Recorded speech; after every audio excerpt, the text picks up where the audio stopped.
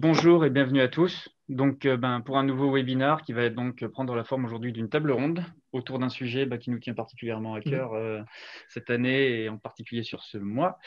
C'est donc le sujet du mentoring, mis sous la thématique effet de mode ou vraie plus-value pour sa communauté. On a le plaisir d'être accompagné aujourd'hui par des intervenants. Bonjour Marine. Bonjour. Et bonjour Fabrice. Bonjour. Écoutez, ce qu'on va faire, c'est on va commencer par un petit tour de table. Je vais vous laisser vous présenter, vous, votre organisation et ce dont vous allez venir nous parler aujourd'hui. Marine. Alors bonjour, moi je m'appelle Marine Homo, je travaille à l'association des diplômés HEC depuis janvier 2003. Je travaille donc au pôle carrière depuis le début. Mon poste a énormément évolué en 18 ans maintenant. Je travaille principalement sur tout ce qui est l'événementiel du pôle carrière à l'association. Assez paradoxalement, j'ai jamais vraiment travaillé en direct sur le mentoring, à part le speed mentoring dont j'aurai l'occasion de vous reparler tout à l'heure. Mais j'ai toujours été en mode projet sur le mentoring, donc c'est un sujet que je connais très bien. Et nous, l'association, depuis que je suis là, il y a du mentoring qui s'appelait du parrainage avant, mais du mentoring depuis 2010. Donc c'est un sujet que je connais bien. Voilà. Et donc Fabrice. Bonjour à tous, je m'appelle Fabrice Geffroy et je dirige une association nationale qui s'appelle l'Institut du mentorat entrepreneurial. Et donc, on développe un dispositif qui permet à des entrepreneurs qui sont plutôt en croissance, qui font minimum 1 million d'euros de chiffre d'affaires, qui ont plus de 10 salariés, d'être accompagnés par un autre entrepreneur, le mentor, qui est un chef d'entreprise également, qui lui a créé, développé, repris une ou plusieurs entreprises et qui vient partager son expérience avec le mentoré pour le faire grandir et évoluer. Et le tout sera co-présenté par Baptiste. Bonjour à tous. Moi, je suis le directeur du développement chez Alumforce. Alors, pour ceux qui ne connaissent pas Alumforce, juste très rapidement, donc nous, on est une solution web et mobile qui permet d'accompagner tout ce qui est association d'alumni, entreprise ou encore établissement dans l'aide à l'insertion professionnelle. Donc, c'est vraiment une plateforme web. On a la chance d'accompagner plus de 250 réseaux. Et aujourd'hui, donc, je suis plus là, on va dire, en mode un peu animateur et en soutien aussi, bien sûr, de vous deux. C'est un grand plaisir de vous avoir tous les deux aujourd'hui pendant ce webinaire. Je suis sûr qu'on va apprendre plein de choses. Et justement, par rapport à la thématique du mentoring, la première question à se poser, c'est qu'est-ce que le mentoring? C'est un sujet qui nous tenait à cœur, en tout cas, on voulait en parler. Je vous laisserai principalement, vous, décrire ce que c'est exactement le mentoring pour une école de commerce comme HEC Paris, côté, en tout cas, association d'alumni, et bien sûr, côté IME. Outre le mentoring, ce qu'il faut bien prendre en compte, c'est que dans le mentoring, il y a plusieurs typologies de mentoring. Je pense que justement, vous avez deux façons de faire complètement différentes. C'est ça qui va être très intéressant dans la table ronde. On en a trois principalement qu'on a pu identifier. Le premier qui est le one-to-one. Alors, ça paraît simple, c'est du 1 à 1. C'est un mentor qui accompagne un mentoré. C'est vraiment une relation 1 à 1 et sans distinction particulière. N'importe qui peut être mentor, n'importe qui peut être mentoré. L'idée, c'est vraiment, en tout cas, basé sur la volonté de deux personnes de s'entraider. Le deuxième, c'est le peer mentoring. C'est celui qu'on voit souvent, en tout cas, et qu'on entend souvent, même si c'est souvent lié au flash mentoring. Mais le peer mentoring, c'est vraiment, on reste sur du 1 à 1, c'est-à-dire un utilisateur qui va être accompagné par un autre utilisateur. Mais pour le coup, c'est avec un niveau d'expérience équivalent. Donc, c'est un point important. C'est quelqu'un qui va vouloir avoir un accompagnement par une personne qui a peut-être 15 ans d'expérience, alors que lui, il a 15 ans d'expérience, mais sur des thématiques différentes.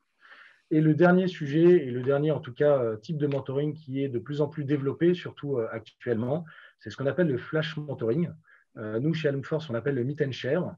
Et là, on est vraiment sur un mentoring sous forme d'échange, je dirais, un peu plus informel, sous forme de coup de main rapide et surtout sans notion de durée.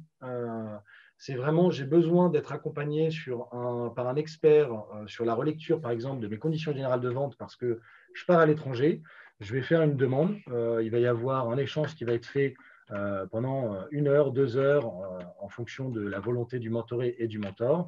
Et entre guillemets, derrière, l'échange, il peut perdurer plus tard ou alors ça s'arrête. Est-ce que justement, vous deux, vous vous retrouvez dans cette définition du mentoring, ou en tout cas dans l'une de ces définitions des mentorings, ou dans cette typologie de mentoring?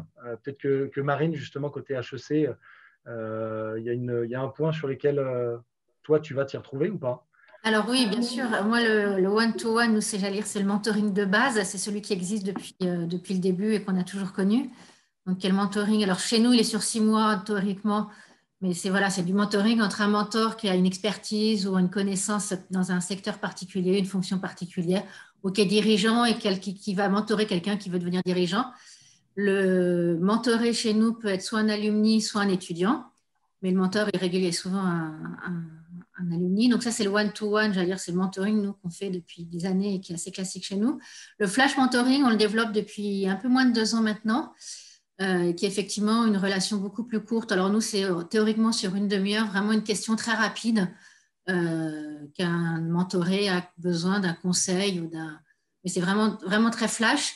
Et nous, on a développé aussi depuis 2012 le speed mentoring, qui fonctionne très, très bien, qui est du mentoring entre des alumni et des étudiants. Donc, on fait une fois par an sur le campus HEC quand c'était possible en présentiel et qu'on a fait pour la première fois en virtuel cette année. Et où on a une trentaine de mentors qui viennent sur le campus rencontrer entre 90 et 100 étudiants de dernière année plutôt de cursus.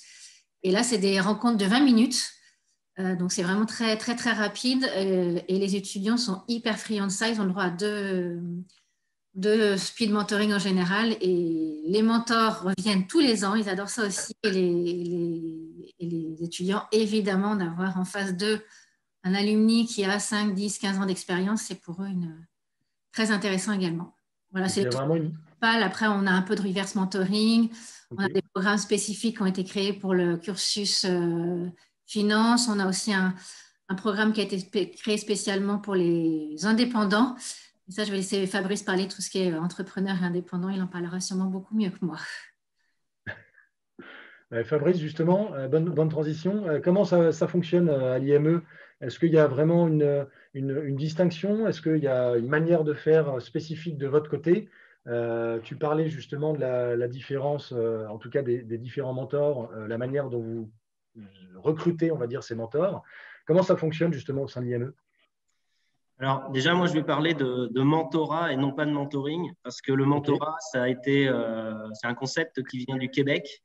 Les Québécois sont très en avance sur pas mal de sujets au niveau des sciences sociales, et c'est la Fondation de l'entrepreneurship en 1999 qui a lancé ce concept de mentorat.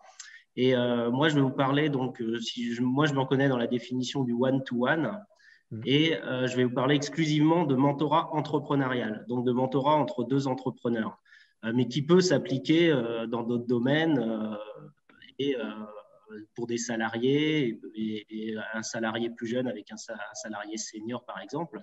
Mais moi, je ne sais pas faire. Moi, je sais faire que du mentorat entrepreneurial. Ce qui est déjà pas mal. Et donc, le mentorat, c'est quoi? C'est le matching de 2 personnes, un entrepreneur plus jeune, enfin moins expérimenté, qui va échanger avec un mentor qui, lui, a de l'expérience. Il a de l'expérience parce qu'il est exclusivement un entrepreneur. On ne prend pas de dirigeants salariés, ça ne nous intéresse pas. C'est-à-dire que le PDG de Total, le PDG de Vinci, pour moi, ne sont pas des entrepreneurs. C'est des gens très bien, qui savent diriger des grands groupes, mais ils n'ont pas connu, ils n'ont pas créé leur entreprise, ils n'ont pas connu toutes les problématiques et les enjeux de création et de développement d'une entreprise. Et donc, la personne qu'ils vont accompagner ne vont pas se reconnaître dans eux. Ce que vient chercher un mentoré avec son mentor, c'est l'expérience qu'il a eue dans ses problématiques, ses réussites et sa manière qu'il a eue de développer son entreprise. La deuxième chose, c'est que le mentorat s'adresse à l'entrepreneur et non pas à l'entreprise. Le mentor vient accompagner l'entrepreneur en tant que personne humaine. Il va travailler sur la posture entrepreneuriale, la posture de l'entrepreneur par rapport à ses salariés, par rapport à son board, par rapport à toutes les parties prenantes d'une entreprise, donc son fonds d'investissement s'il en a un, ses banques, etc. Et surtout, dans le mentorat, le mentor n'a aucun conseil à donner. Il ne vient pas dire à l'autre ce qu'il doit faire. Il vient faire réfléchir l'autre et il n'a que des questions. Il va le questionner sur qui il est, ce qu'il veut faire, quelle est la vision de son entreprise, mais il va pas lui dire, c'est pas son entreprise, donc il va pas lui dire, tiens, en marketing, tu devrais faire ci, ça, en finance, il faudrait que tu fasses ci. Il va lui poser la question, pourquoi tu veux faire ça? Ok, mais voilà, l'idée c'est que il fasse réfléchir l'autre pour que l'autre lui-même prenne la bonne décision. Donc le mentor n'est ni un expert, ni un coach. Un coach, ça travaille effectivement sur l'humain, mais avec des thématiques qui sont prédéfinies à l'avance, des rendus, des livrables qui sont attendus, alors que le mentor, c'est des discussions à bâton rompu entre le mentoré et le mentor. Je peux continuer, je vais laisser parler, je reviendrai sur non, mais juste un point, nous, on est tout à fait d'accord avec vous, Fabrice, nous, le mentor n'est sûrement pas un coach. Hein. C'est vraiment une distinction à faire entre un mentor et un coach. Un mentor, c'est un professionnel d'un secteur d'activité ou d'une fonction, mais ce n'est pas un coach. Le mentor, je dirais qu'il est plus là pour aider à tirer le bout de ficelle jusqu'au bout, à démêler l'énorme plot de laine pour faire en sorte que, je pense, ce soit peut-être plus clair dans la tête de la personne qui est accompagnée, donc le mentoré indirectement. Côté volumétrie, parce que c'est ça qui est intéressant, alors que ce soit du mentorat ou du mentoring, côté volumétrie, comment vous vous positionnez? Parce que HEC Alumni, c'est, je crois, plus de 80 000 alumni ou 75 000 alumni. Un petit peu moins quand même, 68. Oh, on n'est pas très loin. Mais en tout cas, comment vous vous positionnez justement en tant qu'HEC? Est-ce que vous arrivez à accompagner beaucoup de membres? Est-ce que votre volonté, c'est d'accompagner un maximum de membres? Comment vous vous positionnez par rapport à tout ce qui est mentoring en termes de volumétrie?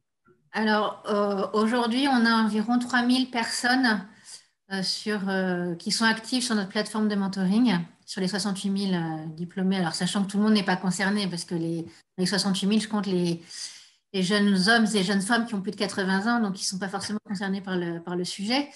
Notre but, évidemment, c'est de servir au maximum notre communauté, donc de servir tout le monde.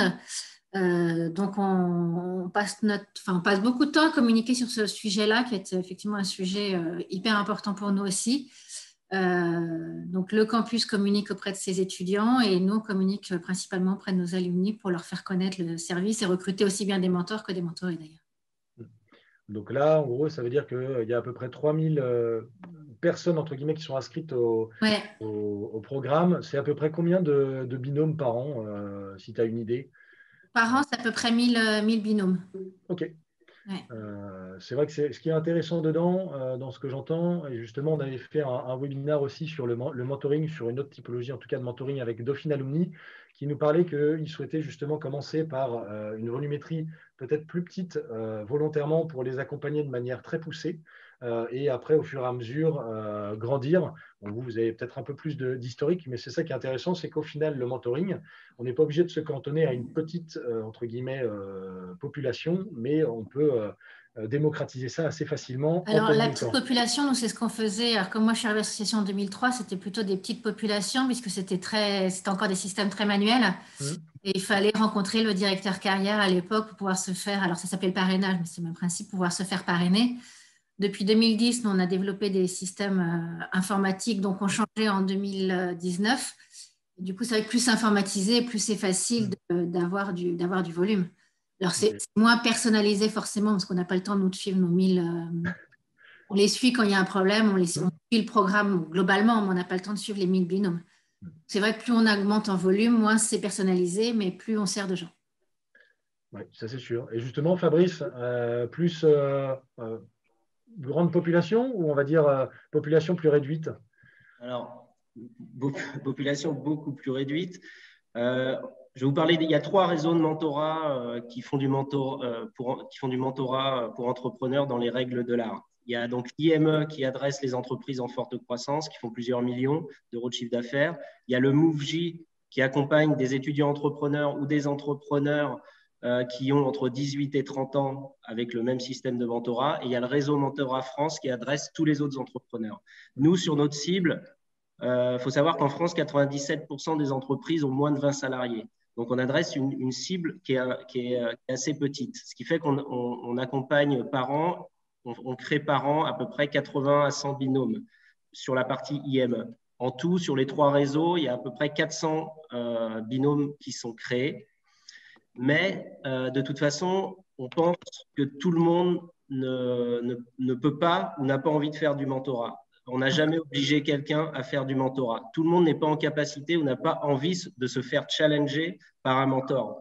Parce que le mentor, il va remettre en question la personne. Il va remettre en question la personne et la vision de l'entreprise qu'il peut avoir. Alors, il y a des gens qui ont envie et il y en a d'autres, ça ne les intéresse pas.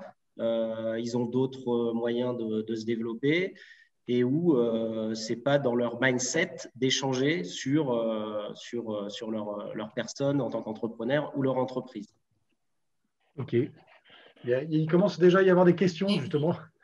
Intéressant. Il y a une question notamment de Latifa. Quel conseil vous donnez, en tout cas vous donneriez pour engager vos alumni à accepter à être un mentor dans les deux sens d'ailleurs, hein, sur l'entrepreneuriat ou alors tout simplement un alumni qui lui est déjà sursollicité. Comment faire en sorte que vous arriviez à faire en sorte que vous ayez des mentors? Je pense que c'est le sujet de base. Si on n'a pas de mentor, on ne peut pas lancer de programme. Mais il faut d'abord avoir des mentors, effectivement, avant de pouvoir lancer un programme de mentoring.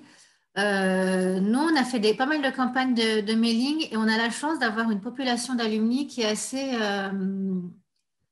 assez prête à faire du bénévolat dans ce cadre-là.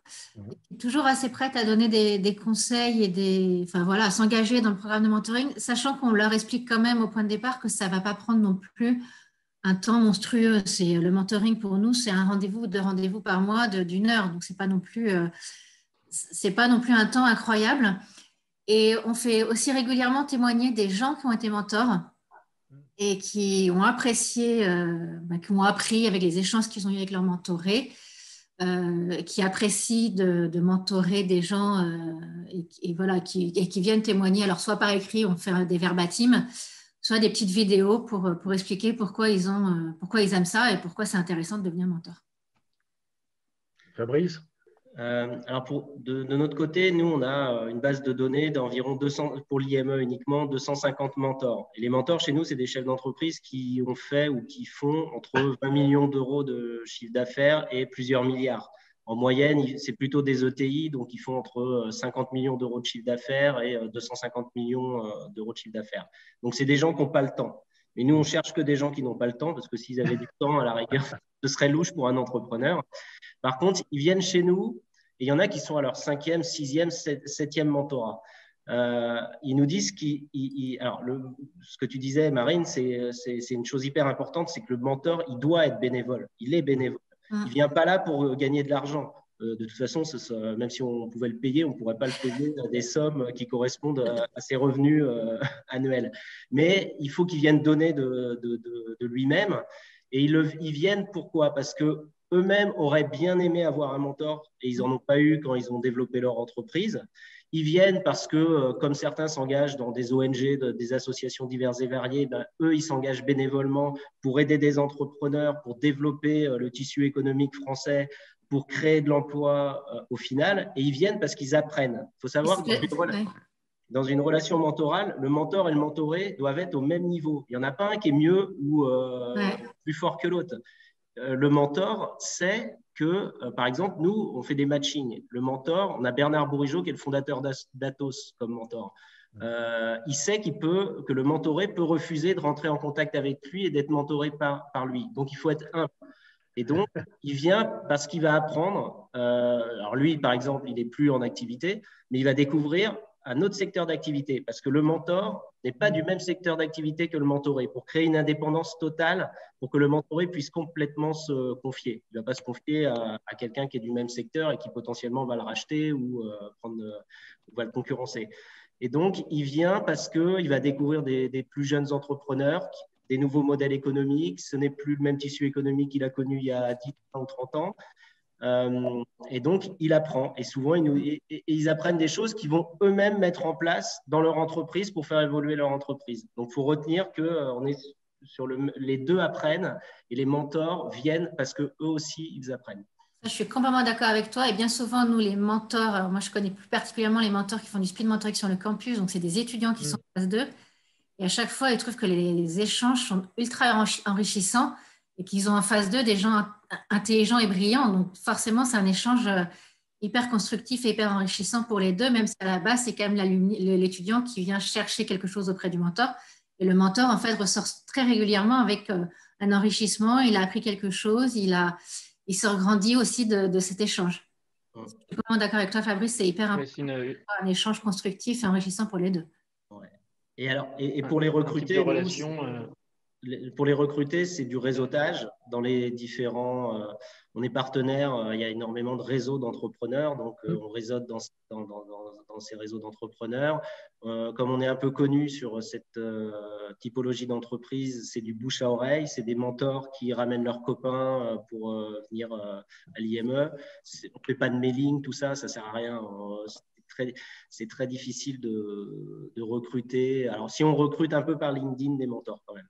Un petit peu. On arrive à quand on a une information que quelqu'un vient de vendre son entreprise, on sait qu'il va être plus disponible et donc qu'il va être potentiellement être intéressé pour devenir mentor. Il y a deux questions. Alors, il y en a une qui apparaît. Après, on va pouvoir passer sur les autres sujets. Mais il y a une question justement de Émilie de ICN Alumni qui indique justement qu'eux, ils ont des difficultés à mobiliser pour le coup plus les étudiants. Est-ce que côté HEC Alumni, est-ce qu'il y a des tips entre guillemets à donner et surtout comment vous communiquez auprès des étudiants? Alors, on communique également par mail auprès des étudiants, mais nous, c'est le campus qui charge de la communication. Okay. Effectivement, ils sont tellement envahis de mails que c'est le campus qui… Alors, nous, on a développé notre système de mentoring qu'on a aujourd'hui avec le campus. Donc, on travaille vraiment en main dans la main sur ce sujet-là. Donc, le campus mobilise les étudiants et les coachs qui travaillent au service carrière du campus en parlent régulièrement à leurs étudiants. Également, nous, des présentations tous les ans au niveau de tous les programmes des étudiants du campus. Donc, ça fait partie de la présentation que l'association fait auprès des étudiants. Et puis, je crois que c'est les deux principaux sources de communication. C'est vraiment nos présentations. Et là, on est en train de développer aussi on veut se rapprocher encore plus des étudiants, donc on va leur en parler beaucoup plus régulièrement. Au moment de la césure, on trouve ça intéressant, par exemple, qu'ils aient un mentor dans le pays dans lequel ils vont partir pour expliquer comment fonctionne ce nouveau pays, la culture, etc. Donc, tout ça, c'est en cours de mise en place également. C'est peut-être se mettre justement à des moments clés de la vie de l'étudiant pour dire, OK, on vous apporte ce service-là en plus et potentiellement justement faire en sorte qu'il y ait un maximum d'étudiants qui fassent du bouche à oreille. Et actuellement, nos deux moments clés, c'est l'entrée sur le campus et la sortie du campus. Mais on se rend compte qu'il y en a aussi beaucoup d'autres moments clés de la vie de l'étudiant et que du coup, nous, il faut qu'on communique davantage à ces moments-là de la vie de l'étudiant. Moi, si je peux me permettre, je pense qu'il faut… Il faut faire comprendre aux étudiants qu'on est dans un virage en France, ce qui était très vrai aux États-Unis et qui est toujours vrai dans les pays anglo-saxons, c'est qu'on recrute et on engage des gens dans des entreprises sur les soft skills et non sur les hard skills, et on s'en fout un peu du diplôme. Et ça commence à venir en France, vraiment. Les entrepreneurs, de plus en plus, ne regardent plus le diplôme, mais regardent le comportement de la personne. Et à travers le mentorat, c'est de l'humain. Et donc, c'est apprendre à avoir une posture en tant qu'étudiant et demain en tant que futur salarié d'une entreprise. Et demain, et moi, c'est déjà actuellement dans les startups, à niveau de diplôme égal, ils vont prendre quelqu'un qui, humainement, a compris et est capable de s'intégrer rapidement, est capable donc travailler en mode projet sur différents sujets, plein de sujets différents, et d'avoir une posture intelligente humainement. Et ça, le mentorat, il peut apporter énormément de choses à l'étudiant pour entrer dans la vie active. Super intéressant. On ne peut juste pas dire à nos étudiants qu'on s'en fiche du diplôme, c'est tout. Mais… mais il faut qu'ils l'entendent. Enfin, franchement, moi, les entrepreneurs le disent de plus en plus. Alors, on est d'accord, mais à partir du moment où ils sont HEC, on ne peut pas leur dire qu'on s'en fiche. Non, mais on n'est pas obligé de leur dire ça. Je suis d'accord avec toi sur tout le reste. Effectivement, c'est pour la posture et pour l'entrée sur le marché du travail, c'est hyper important de se faire… le mentor peut beaucoup les aider. Il y a une dernière question, on avancera dans le déroulé, mais qui est super intéressante. C'est est-ce que, alors vous avez une réponse ou non, mais il y a une question qui est posée, c'est quelle est la thématique principale abordée lors du speed mentoring? Parce que c'est vrai que le speed mentoring, au final, ça peut être tout et n'importe quoi. Est-ce que vous avez une vue sur ce qui est réellement engagé en termes d'échange ou de discussion. Est-ce que c'est sur du professionnel, plus du perso? Non, c'est principalement sur du professionnel. Et alors, moi, je n'écoute pas ce qui se dit, évidemment, puisque je suis dans la partie organisation du speed mentoring et que c'est très speed pour nous aussi. Mais c'est principalement sur leur projet professionnel. OK. De challenger un peu leur projet professionnel par rapport à l'alumni qui est en face d'eux. Okay. C'est pitcher leur projet, en gros. Hein.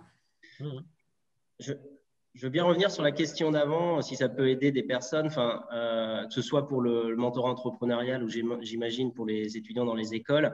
C'est extrêmement dur de vendre du mentorat parce que c'est peu connu. La valeur ajoutée, on la voit pas tout de suite. Donc, ce qu'on fait, nous, c'est des témoignages. Il n'y a rien de tel que de personnes qui sont passées par là, qui ont connu le mentorat, qui ont progressé, que ce soit en tant qu'étudiant ou en tant qu'entrepreneur, pour témoigner et recruter des mentorés. Alors nous, étonnamment, on n'a pas trop de difficultés à recruter des étudiants, parce qu'on a un tiers de nos membres sur le programme qui sont des étudiants. Et quand on programme le speed mentoring au mois de janvier, on ouvre une centaine de places. En 24 heures, les 100 places sont prises. Donc, il y a une vraie demande. Au niveau des HEC, il y a une vraie demande de mentoring pour les étudiants, en tout cas. Et qui donc peut nous on la constate également chez les autres réseaux qu'on accompagne. Et ça permet, on a pas mal défini voilà ce qu'était le mentoring. On a également dit ce que ce n'était pas. Ce n'est pas du conseil, ce n'est pas du coaching. On a apporté aussi un petit peu une visibilité sur comment vous en faites la promotion et comment vous arrivez à recruter des mentors. On en revient un peu à la question aussi de pourquoi un programme de mentoring et comment vous avez identifié, on va dire initialement le besoin alors de vos communautés ou de vos prospects. Je vais peut-être me tourner vers Fabrice sur comment, entre guillemets, naît le besoin de proposer un service de mentorat et comment l'activité de l'IME y répond. Alors, sur le besoin, alors nous, on existe depuis 2008. À l'époque, il y avait énormément de choses de faites pour la création d'entreprises, aider les gens à créer leur entreprise et à développer, mais rien pour les aider à passer le cap de croissance du million et les amener vers l'ETI, vers les 5, 10, 20, 30, 40 millions d'euros de chiffre d'affaires. Et surtout, il n'y avait rien qui s'intéressait à l'entrepreneur. Il y a énormément de réseaux ou de conseils, d'expertise à travers des cabinets de conseils ou des indépendants, mais il n'y avait rien qui était sur l'humain, sur l'entrepreneur en tant que tel et sur sa posture entrepreneuriale. Et donc, il y a un réel besoin des entrepreneurs pour travailler sur eux-mêmes et, in fine, leur entreprise. Et ça va de pair. Moi, les mentorés, les entrepreneurs qu'on accompagne, ils peuvent avoir un coach, des conseils, expertise, plus un mentor. C'est complémentaire. Et donc, on se positionne comme étant complémentaire de ce qui existe déjà. C'est une complémentarité qui pourrait être identifiée aussi chez HEC Alumni, Marine? Ce que je veux dire, c'est que chez HEC, on vend, entre guillemets, beaucoup notre réseau également. Enfin, les étudiants et les alumni sont aussi là pour le réseau HEC qui est quand même assez connu et reconnu.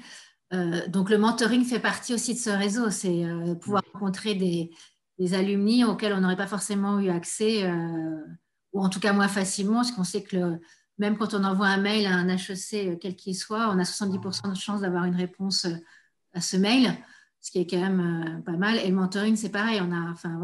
Pour moi, c'est partie du réseau et une des raisons pour lesquelles les HEC viennent à HEC.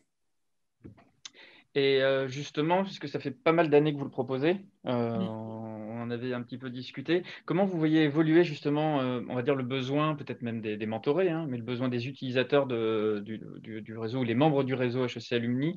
Est-ce que vous avez vu évoluer un peu leurs besoins en termes de mentoring? Vous avez parlé justement de la mise en place de speed mentoring. Je sais qu'il y a un programme de mentoring qui est installé à l'intérieur d'une majeure, la majeure finance au programme. Donc vous avez aussi adapté des programmes selon les besoins des membres? Oui, tout à fait. Alors, la majeure finance, il le faisait par ailleurs. Hein, c'est un professeur de finance de l'école qui le faisait par ailleurs et qui s'est greffé au programme de mentoring, puisque comme c'est informatisé, c'est quand même plus facile. Et là, pendant la pandémie, on a effectivement créé le programme pour les indépendants qui ont été plus touchés que d'autres par les problèmes de boulot. Et du coup, c'était pour qu'ils s'entraident entre eux pendant la pandémie. Et je pense que le programme va continuer par ailleurs. Après, moi, je pense que les programmes Flash Mentoring vont ont beaucoup progressé parce que souvent, ils ont des questions assez rapides et assez précises à poser au mentor. Voilà.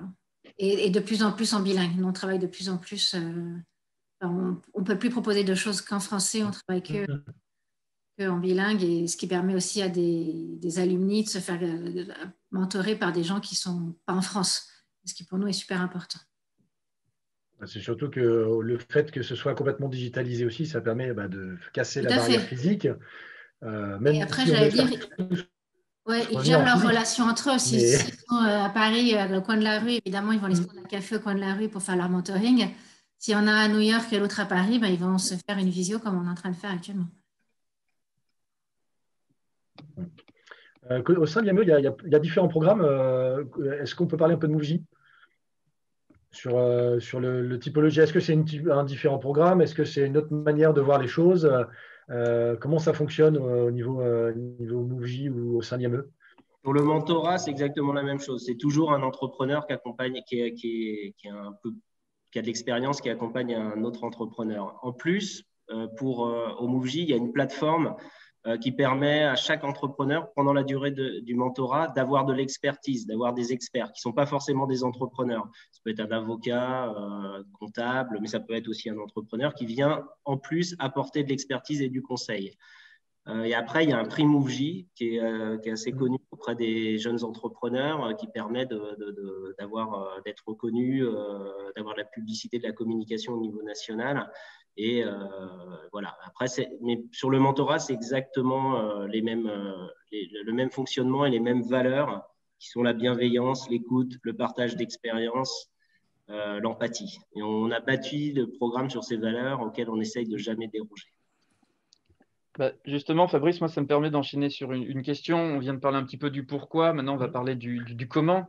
Comment on met en place un service ou un programme de mentoring et comment on suit ces personnes. On a parlé un petit peu du recrutement tout à l'heure suite à la question qui a été posée. Toi, tu parles beaucoup justement de l'humain. Comment vous cernez ça chez vos mentors et chez vos membres, simplement? La question, c'est exactement… Comment vous identifiez justement que les personnalités de vos mentors correspondent au service que vous souhaitez proposer? Pardon. Oui, alors ça, c'est hyper important. Et notre valeur ajoutée, elle est là. C'est-à-dire, alors les mentors, on les connaît. On connaît leur parcours, on les a tous rencontrés, évidemment. On connaît leur hobby, s'ils jouent au golf, s'ils aiment faire du vélo, je ne sais plus quoi. On connaît tout ça, on les connaît assez bien.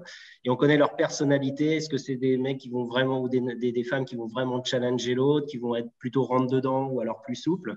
Et les mentorés, on les connaît quand ils rentrent parce qu'on les rencontre une fois, deux fois, on les fait remplir un dossier sur leur projet personnel, leur projet de développement d'entreprise, quelques données chiffrées, et ils passent devant un jury. Et on leur demande pourquoi ils veulent faire du mentorat et on essaye de découvrir qui ils sont, quelle est leur personnalité. Et en fonction de leur personnalité, on va leur attribuer tel ou tel mentor. Enfin, on ne va pas leur attribuer, on va leur proposer tel ou tel mentor.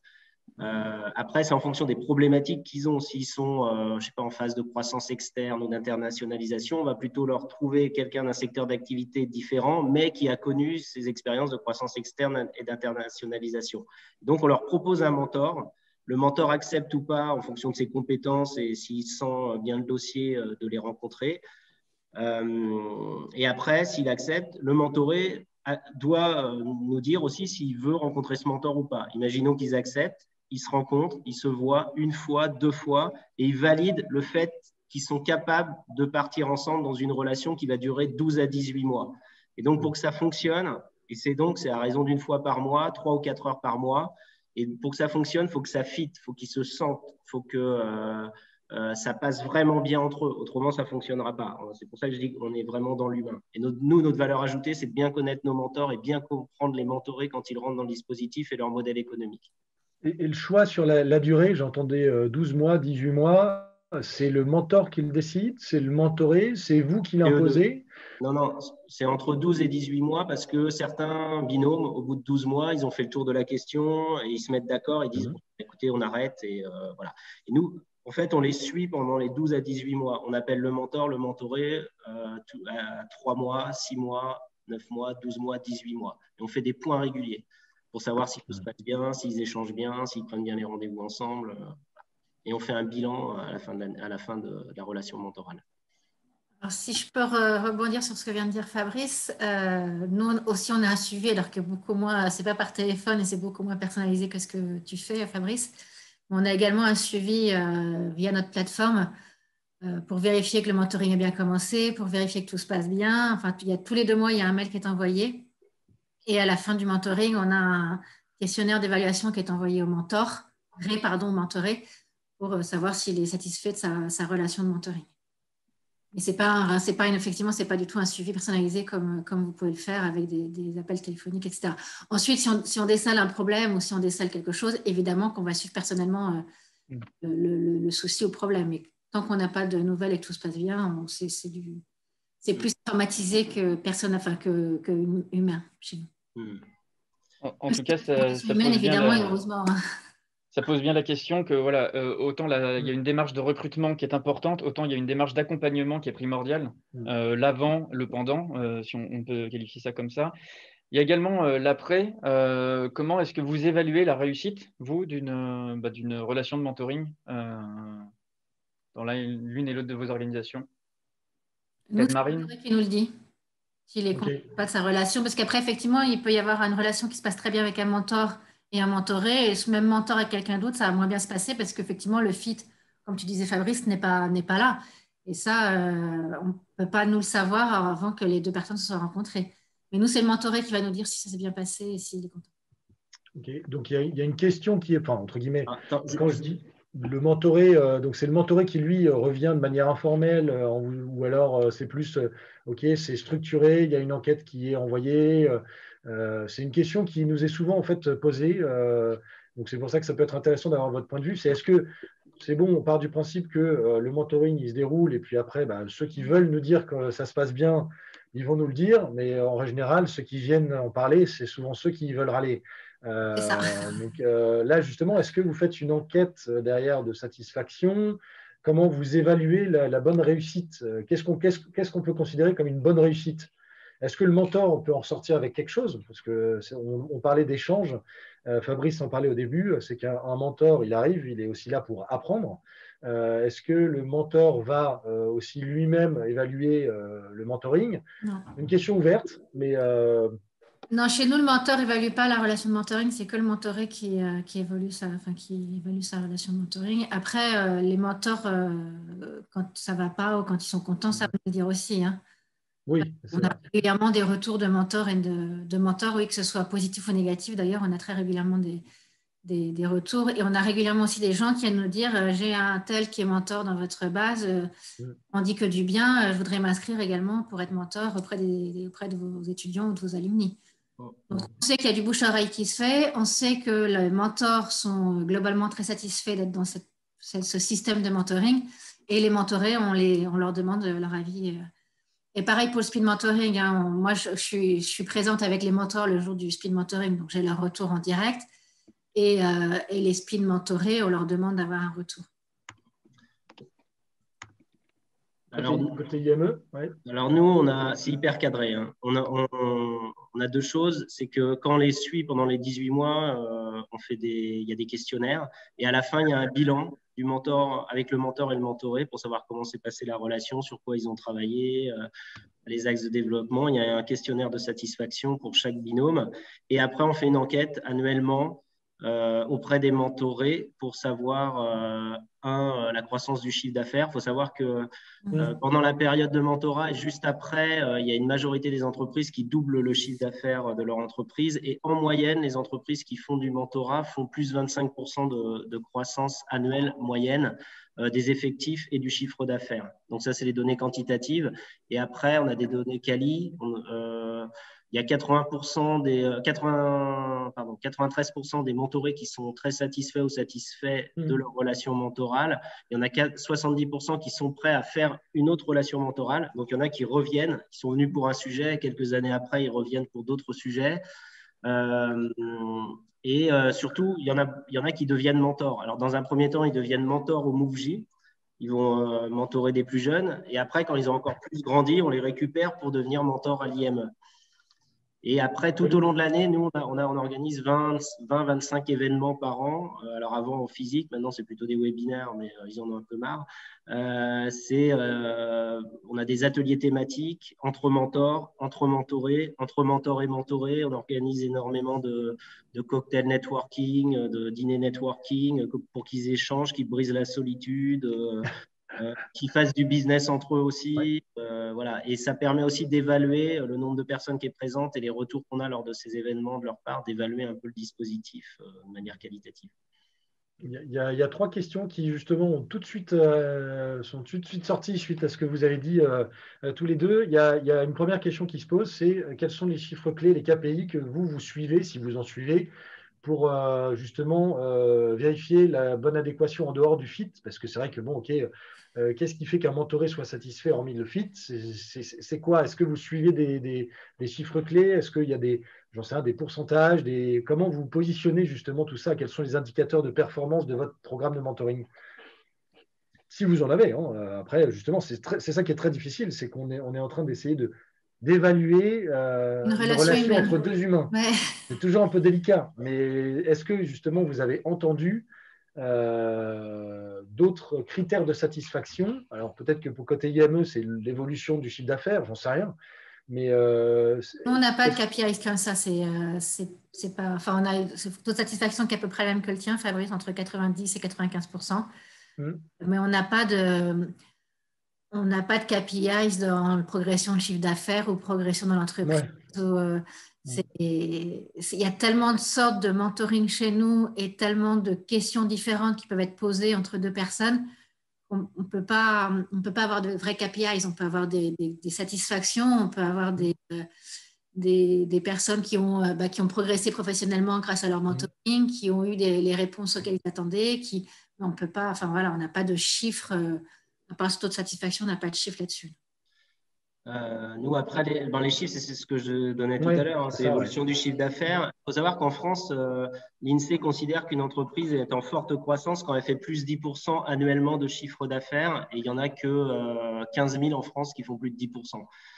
Donc, nous, on est en moyenne sur plus 25% de croissance. Alors, ce n'est pas que le mentorat, hein, mais ils nous disent quand même que la période de mentorat et juste après permet d'accélérer très fortement la croissance et surtout, ça leur permet de gagner du temps. Ça, ils nous le disent. Ça permet d'éviter des erreurs qu'ils auraient forcément faites, mais parce qu'ils ont partagé l'expérience avec des gens qui ont déjà fait ces erreurs-là, et ils ne les font pas et ils passent beaucoup plus vite, ils vont beaucoup plus vite. Après, évaluer l'humain, c'est hyper compliqué. Évaluer voilà, ça peut être que du qualitatif et je pense que justement, nous, on s'est longuement posé la question. Je pense qu'il y a un KPI qui est très intéressant et qui est, je dirais, presque facile à suivre. C'est le taux de réengagement. Justement, on est sur des programmes de mentoring, on est sur du pairing entre des personnes. Combien de vos mentors renouent, en tout cas, et refont ou resuivent un autre mentoré ensuite? Et combien de mentorés repartent dans une démarche derrière? Je pense que ça peut être un chiffre qui peut être très intéressant, le taux de réengagement. Parce que si on a un taux de réengagement maximum et que les mentors continuent à suivre et on en a de plus en plus, ça veut dire qu'indirectement, le mentor, il trouve son compte, le mentoré, il trouve son compte. Et je pense que c'est un chiffre clé qui est assez intéressant et on sort complètement entre guillemets, du jugement d'une relation humaine qui est très difficile à faire. Alors, chez nous, le mentor, en fait, il s'inscrit sur la plateforme sur laquelle on travaille. Ouais. Et donc, il s'engage pour faire 1, 2 ou 3 mentorings en même temps. Donc, une fois que sa relation de mentoring est finie, il réapparaît comme actif sur la plateforme. Et on a très, très peu de mentors qui se désinscrivent. Très, très peu. Okay. Je ne suis pas sûre qu'on en est. Donc, le taux de réengagement est là pour les mentors, en tout cas. Pour les mentorés, je ne pourrais pas vous dire. Alors, moi, je sais qu'il y en a plusieurs qui refont des demandes de mentoring, qui sont mentorés 2-3 fois de suite par des personnes différentes. Après, je ne pourrais pas vous dire dans quelle mesure ils deviennent mentors ensuite. Il y en a sûrement, mais je ne pourrais pas vous donner de chiffres. Non, c'est sûr que c'est difficile à suivre, mais c'est vrai que ça peut être, en tout cas, c'est un chiffre qui peut être très intéressant. Tout à fait. Le taux de réengagement, j'imagine qu'au sein de l'IME, indirectement, il est 100%. Ouais, quasiment. Les mentors, Sauf, oui, ils reprennent tous un mentoré derrière, sauf quand c'est des gens aussi qui prennent des vacances de temps en temps parce qu'ils ont vendu leur boîte, donc ils vont plus faire de mentorat pendant un certain temps, ou ils rachètent une entreprise, donc ils vont avoir moins de temps, donc ils vont plus être disponibles pour avoir un mentoré. Mais globalement, ils refont tous du mentorat. Ouais. Et les mentorés, c'est difficile à évaluer, et encore une fois, ils ne sont pas tous faits. Moi, je ne demande pas à tous les mentorés de devenir mentors parce que je ne le sens pas, je ne les sens pas tous. Tout le monde n'est pas en capacité d'être mentor. Un entrepreneur qui va dire moi, le petit jeune, je vais l'accompagner, je vais voir, je vais booster sa boîte, etc. Juste, on ne le prend pas parce que c'est pas l'enjeu, il n'est pas là. L'enjeu, il est que tu écoutes, que tu poses des questions et que tu fasses grandir l'autre. Et tout le monde n'est pas capable de faire ça. Et ce n'est pas une critique, hein, c'est comme ça. Donc, on prend pas tout le monde. C'est un très bon point. C'est vrai que tout le monde ne peut pas être mentor. C'est quand même des qualités particulières, énormément d'écoute, de conseils aussi, même si on a dit que ce n'était pas du coaching, mais c'est extrêmement important. Et surtout des personnes qui arrivent à prendre du recul par rapport à la personne en face. On arrive bientôt à la fin, en tout cas, du webinaire. Est-ce qu'il y a d'autres questions? Je m'adresse pour le coup à toutes les personnes qui nous suivent sur ce webinaire. Est-ce qu'il y a d'autres questions que vous souhaiteriez nous poser ou poser aussi bien à Marine qu'à Fabrice? Est-ce qu'il y a d'autres points, en tout cas, côté Marine ou Fabrice, que vous souhaitez ajouter par rapport à tout ce qui est mentoring? Parce qu'on pourrait en parler encore, ou mentorat, on pourrait en parler assez longtemps.